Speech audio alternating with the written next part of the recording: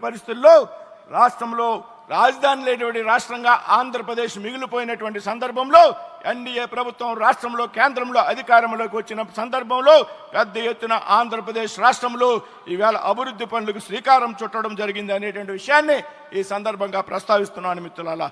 మొన్న జనవరి 8 నాడు విశాఖపట్నంలో 2 లక్షలకు పైగా కోట్ల రూపాయల విలువైనటువంటి పనులను భారత ప్రధానమంత్రి నరేంద్ర మోడీ గారి చేతుల మీదుగా శంకుస్థాపనలు ప్రారంభోత్సవాలు చేసుకోవడం జరిగింది అనేటువంటి విషయం ఈ సందర్భంగా ప్రస్తావిస్తున్నా.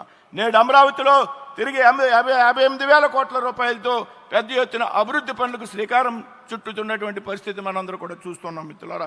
అదేవిధంగా రాబోయేటువంటి సమీప భవిష్యత్తులో నరేంద్ర మోడీ గారు, చంద్రబాబు నాయుడు గారు, పవన్ కళ్యాణ్ గారి కలయికలో పెద్ద ఎత్తున అనేక అభివృద్ధి పనులకు శ్రీకారం చుట్టబోతున్నాం అనేటువంటి విషయాన్ని ఈ వేదిక మీద చెప్పడానికి గర్వపడుతూ ఉన్నాను మిత్రులారా.